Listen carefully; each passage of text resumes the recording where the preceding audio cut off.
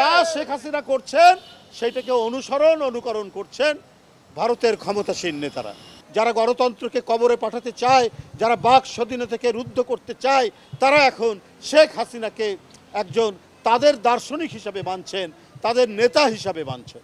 বাংলাদেশের যারা শাসক রয়েছেন, অবৈধ শাসক, তারা যে নীতি তৈরি করেন, এখন তো দেখি এই নীতি এখন পৃথিবীর দেশ অন্য স্বৈরাচারী হয়ে ওঠা দেশ, গণতান্ত্রিক ছিল কিন্তু স্বৈরাচারী হয়ে ওঠা, ক্রমান্বয়ে স্বৈরাচারী হয়ে ওঠা সেই দেশের বুদ্ধিজীবীরা, আমি পার্শ্ববর্তী দেশের কথা বলছি, সেখানকার বুদ্ধিজীবীরা লিখছে যে বাংলাদেশের নির্বাচনের আগে বিএনপির 25,000 নেতাকর্মীকে গ্রেফতার করা, শীর্ষ নেতৃবৃন্দ, মহাসচিব,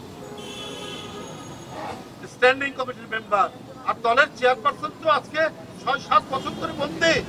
ঠিক পার্শ্ববর্তী দেশেও আমরা দেখলাম নির্বাচনের আগে কি একটা আম আদমি পার্টি, তার অরবিন্দ কেজরিওয়াল, সেখানকার মুখ্যমন্ত্রী, তাকে গ্রেপ্তার করা হলো।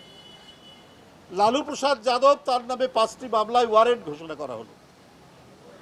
তো এটা এখন গুরু কি শেখ হাসিনা আর শিষ্য কি মোদি, না মোদি গুরু শেখ হাসিনা শিষ্য?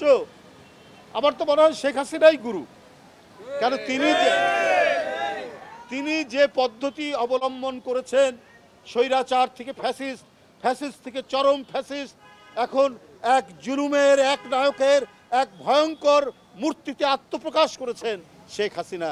এখন ভারত একটি গণতান্ত্রিক দেশ, সেইখানে দেখছি শেখ হাসিনার নীতিকে অনুসরণ করে সেইখানে স্বেচ্ছাতন্ত্র যদিও পূর্ণতা লাভ করেনি, তারপরেও সেই দিকে ধাবিত হওয়ার আমরা প্রচেষ্টা দেখছি। এটা তো একটা কঠিন অবস্থা। নির্বাচনের আগে সেই দেশে প্রধান বিরোধী দল যেমন এখানে তাদের উপর অত্যাচার হচ্ছে, সেখানেও তাদের ব্যাংক অ্যাকাউন্ট সব বন্ধ করে দিয়েছে। যেমন বাংলাদেশে আমাদের অনেক নেতার ব্যাংক অ্যাকাউন্ট, বিজনেস, ব্যবসা বাণিজ্য, দোকানপাট সব আওয়ামী লীগ দখল করেছে, না হয় বন্ধ করে দিয়েছে। তো সেই জন্যই বলছি যে গুরু হচ্ছে শেখ হাসিনা, শিষ্য হচ্ছে ভারতের নেতারা, মানে ক্ষমতাসীন নেতারা।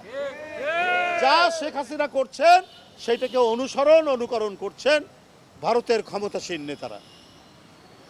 তাহলে মানে স্বেচ্ছাতন্ত্রের প্রতিরূপ হয়ে বিকট এক ফ্যাসিবাদের এক নায়ক হয়ে তিনি যেভাবে আত্মপ্রকাশ করেছেন, এখন পৃথিবীর বিভিন্ন দেশ যারা ক্ষমতা চিরস্থায়ী রাখতে চায়, যারা বিরোধী দল দমন করতে চায়, যারা গণতন্ত্রকে কবরে পাঠাতে চায়, যারা বাক স্বাধীনতাকে রুদ্ধ করতে চায়, তারা এখন শেখ হাসিনাকে একজন তাদের দার্শনিক হিসাবে মানছেন, তাদের নেতা হিসাবে মানছেন।